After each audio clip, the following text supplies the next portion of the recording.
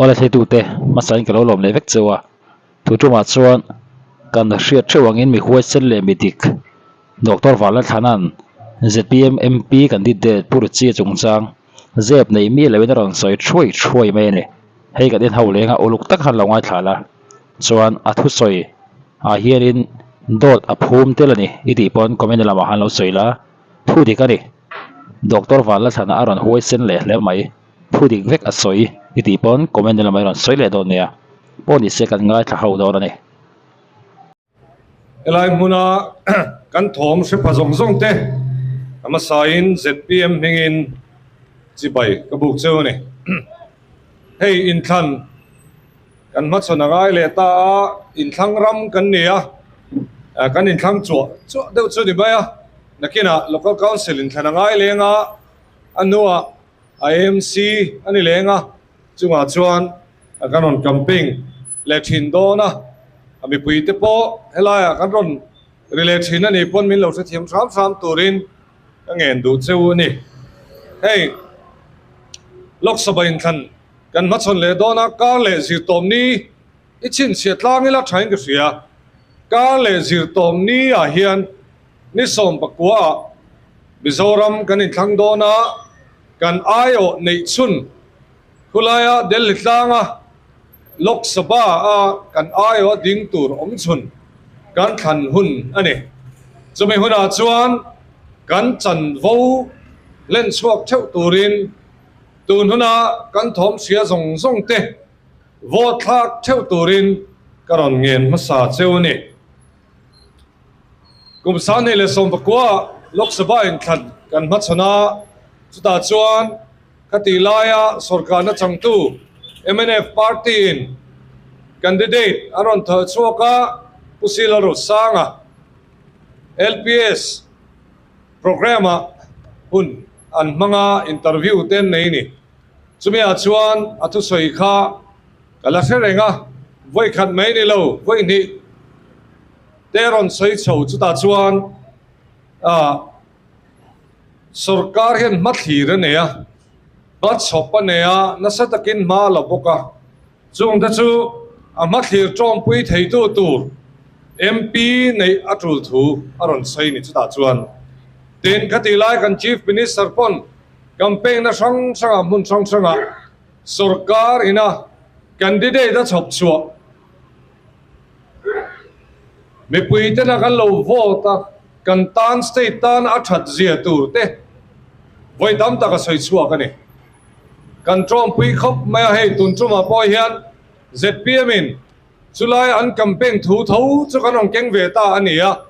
ngai dan an so son em lo turanga ila ZPM ina candidate kan nei pu Richard Walal mangai hi mi pui te hian tunge ania enge ati theya engwanga ron chop chu nge kan ni ti hi voina he kan on soi chu adu chu ani puri cha ta hi thiam na lama po graduate wal ania vai rama salian ania vai tong sap tong ne ti thei vek ngai ania chu ba ga chuan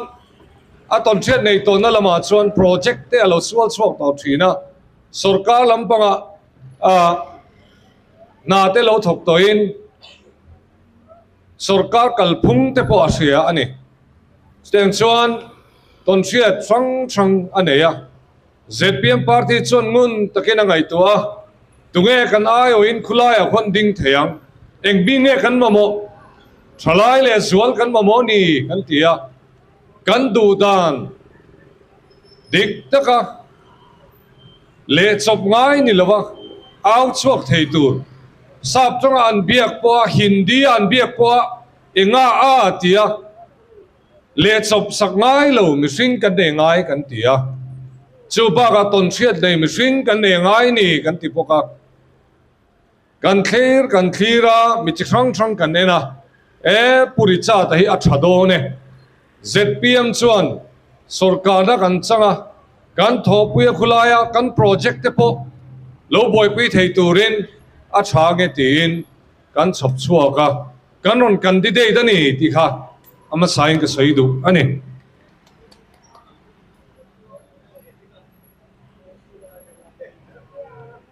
MNF hian MNF an sarkar lai khan tiang thil tam taka naw puya ni china ka suyang khan party sarkar lai nge mai party na an chop cho hi a thabere an tian no naw cho pui to a chu chu ke ni kan trom puya tu na hian ka no naw cho pui ani sang ni le som pakua kan an thang ta chenga pusil ro sang kan ayo in Lok Sabha Parliament ta an ding ta chuta chuan vote thak ngai hial khapin Citizenship Amendment Bill kan an nei ta chu bill chuan mi puite chuan zoram mi puite ngai dan kan ne a he thili chu pass ni su se kan tia ani nge point in than main ado dal tur zia thurte adu lo zia te voi tam tak lo ta lang to kan chief minister masa po khan khulaya chief minister ho kal khom zinga po ado dal na sat zia thute asoi ani amaro chu asase hunan thleng chia vo tha ka hun chia enge lo thleng ta pusil ro sang hi pathatak chu ni sarkar ha po na sang tak thoka pension ania pathian thu lama po midam takina khatilama an hriat ani milar takani amaro chu vote tha kan ngai ta chia zoram mi puitena kan dumia lo Citizenship Amendment Bill chu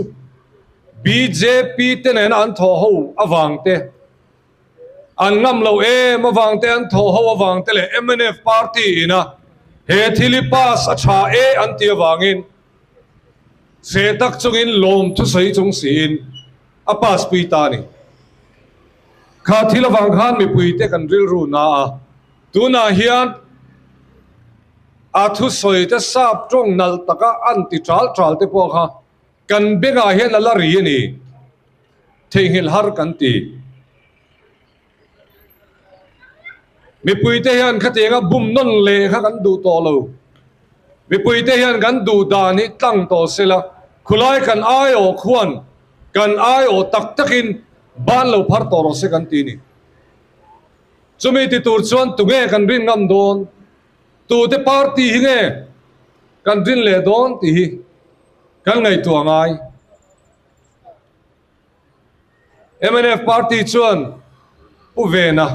a pathatak mai pa huai san tak mai aron sop chuak tarup mai aro pui khop mai a huai sen ani amaro chu omna party thua kal thin sim policy kenina thalowe kan ti po soimoi chang khan khulaya kan aya ole chuan kan ngai ti thalo ni nakina UCC te ron lakal don uniform civil code chung chang te pon soi chuak le keni helaya Christian te ta na fellow pal thei thil te po parliament a soi ho wala niang chung huna chuan zoram mi puite ngai dan nge tu te party ngai dan nge lal zo kang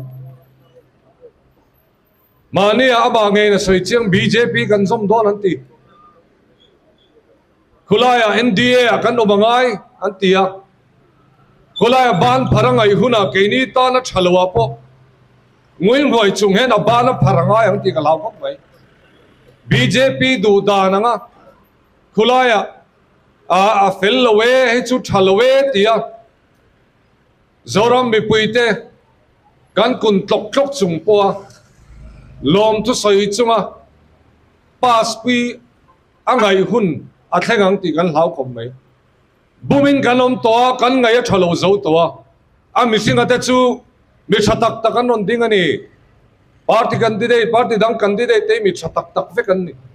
kan thluk lo ten ni amaro chu an zom pui te na an thil ti to da na tong hian kan ngai thalowa chu wang chon ZPM chuan kan candidate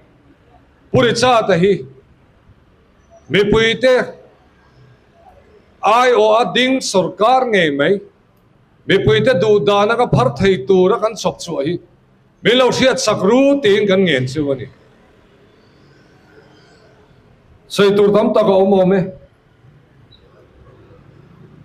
khulai au chu mai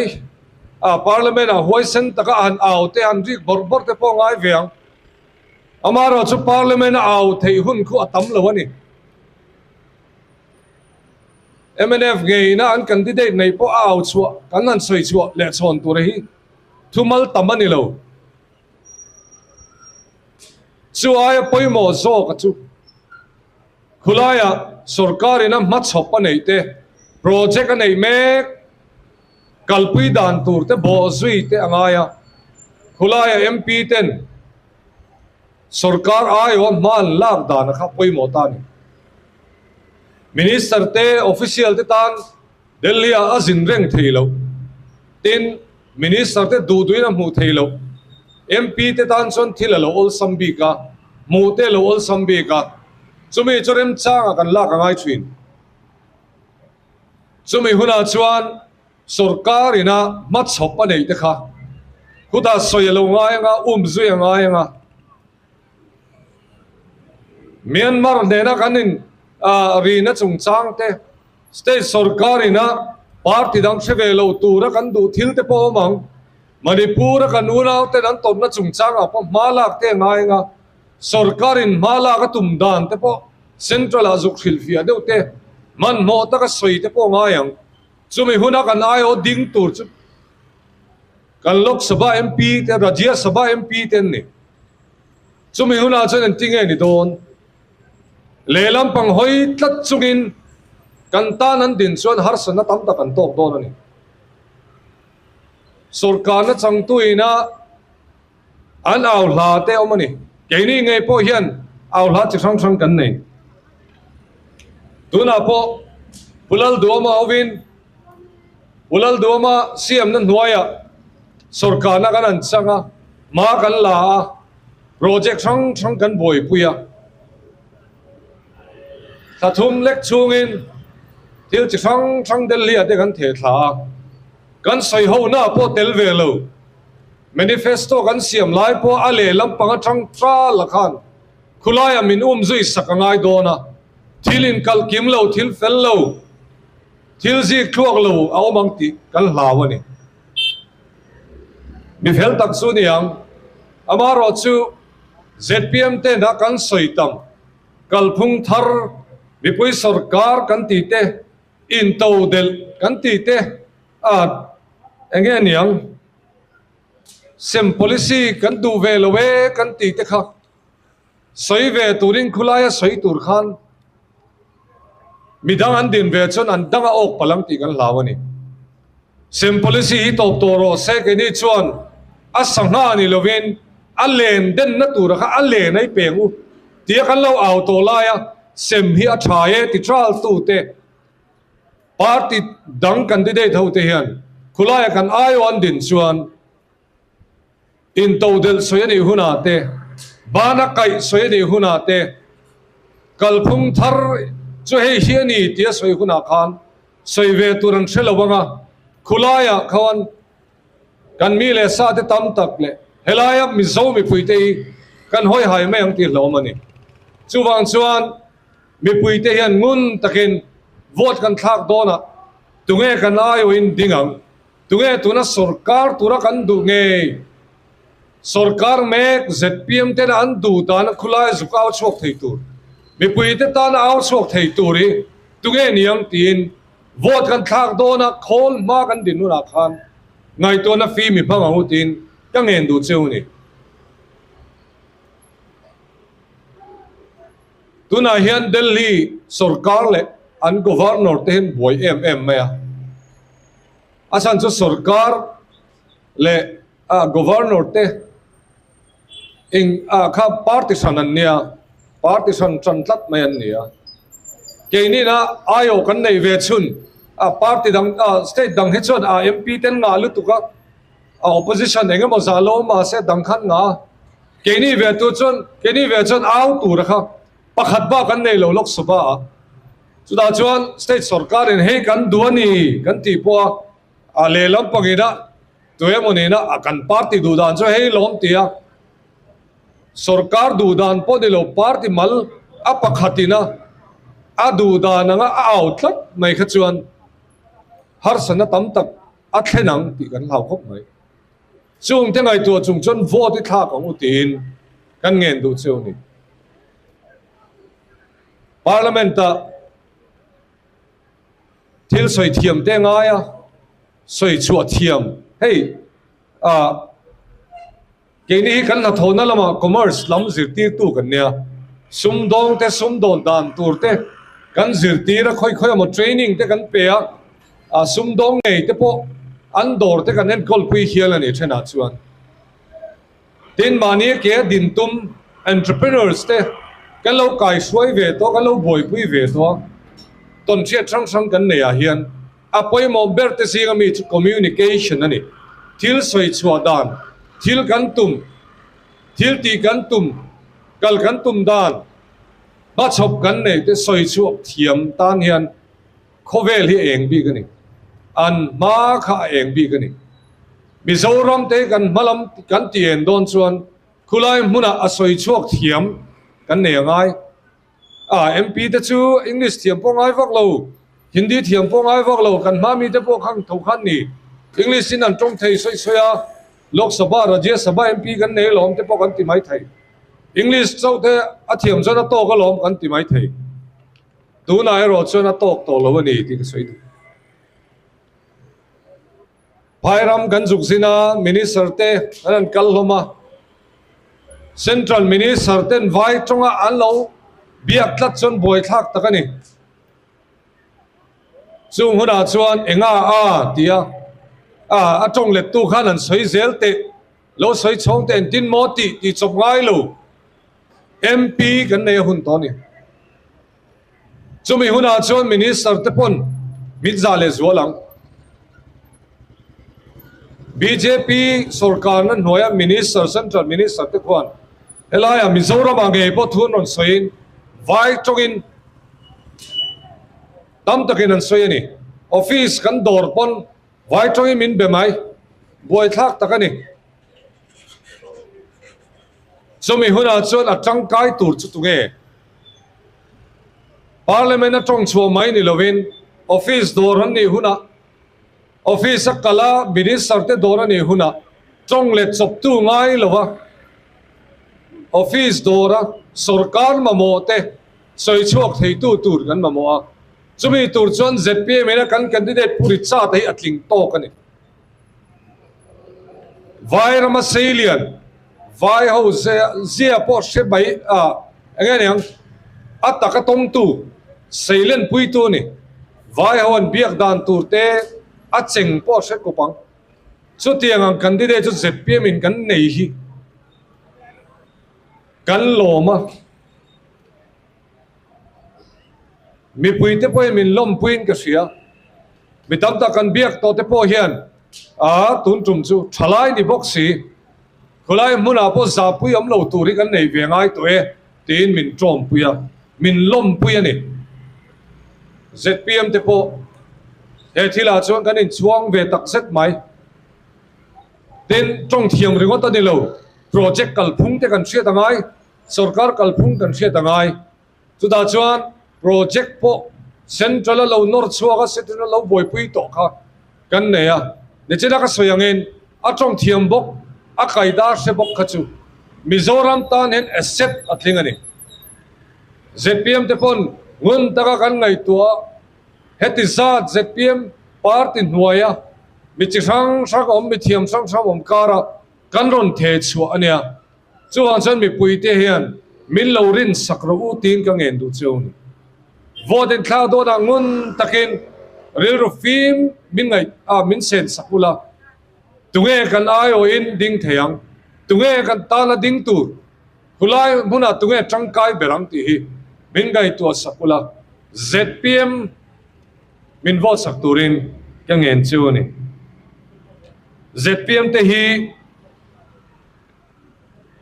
sani som ni le pasaria din chop kan nia kan lo palowe maya kan din tir khan min fiam na sa ke po din tu te singa kan tela kan pheve lob lo pa sani som pret in thana kan ding te ka fiam kan lo na sani nang ni hawi in phur ve me mai nin zui ve min tia zei lo te min te ke ma tak phei chu campaign is zelo lutuk nang ma ber hi tong vak vak to su min tia thian ten chung te ngei pon ai klik don em ni le ngati ai dina min tia a o mani ZPM ten ton khiat pok an nei vak lo assembly ate kan nawa finance sung chang kan an soya budget voi khat ma pola phak lo khan tiang soi ve su bin ti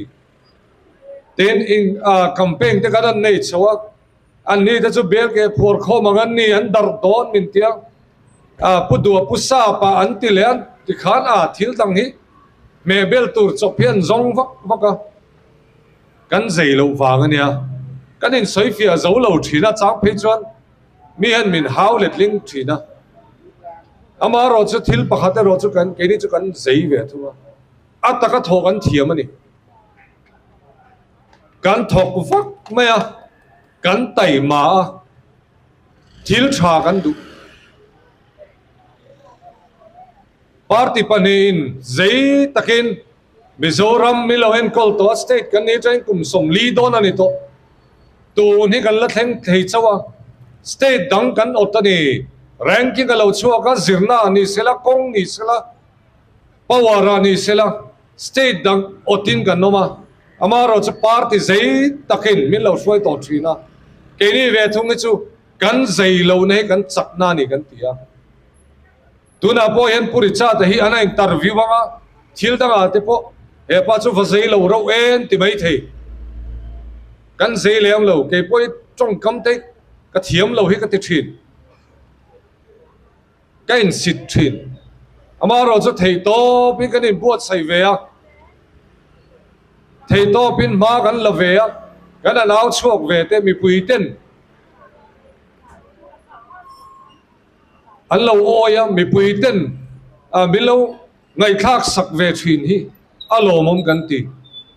amaro chu mi pui te za kai tu te mi pui te ngai thak sak thei tu chuan ataka kan thongai atakin kan thok bok kan au bok ni hen ka ria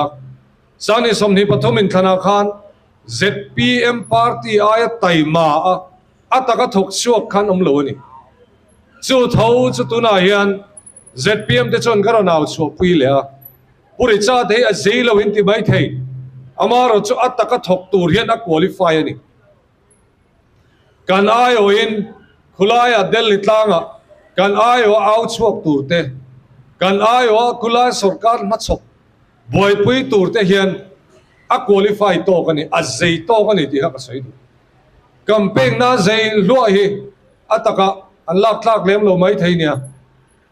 chuang chuan ZPM te na kan zei lo na kan chak na ni si tu na hian karo naw chu pui le a kan sarkar na lari lem lo December thatira te kan sarkar thon ve chawa thali po ala sarkar thling lo a kan thling bel trok chawani chuti chung chuan thil tam taka ma te kan an lave a nis a program kan chief minister hoin kan an manga tu na hen a report kan boy pui le me ka chuta chon mi pui ten ZPM hi enge ani kan la khe chho chawang tuna hian nisa kan sarkar ve chawa kum khat kan an sarkara kum he kan sarkaranga ZPM te hian kan zeilo na kan chakna ni si hi enge ani chu mi puin kan khe chho chawang atakin kan thoka dik na kan dua dik taka kal kan tuma midang nge niang department dang chu ka soi sak thelo voina file kala ringot po contract unlock nakina kumnga nuwa thok nget bei tura om sarkar masai na qualify to anga an lo pom contract om kha hei chu a qualify lo tin kan pai thale to pani chu ZPM zia ni ZPM so dik takin huai takin kalang kan ti chu zia nge mai nei tu puri cha te hi ZPM chon karun zuar ani bidang kan zuar gam lo ZPM zia se to tu ZPM a chum min puri cha te hi khoi takin zoram mi pui te le helai mula kan thom sia te hian khoi takin mi lo sia sak ro candidate dang te mi thatak mi fel tak mi zai tak te pon nianga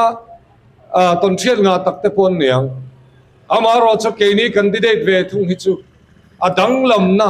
min zo chuan ani chu thok thei tur ani atai ma berang ti kha ke ni chuan kan dang lam na kan soi the ni khulai muna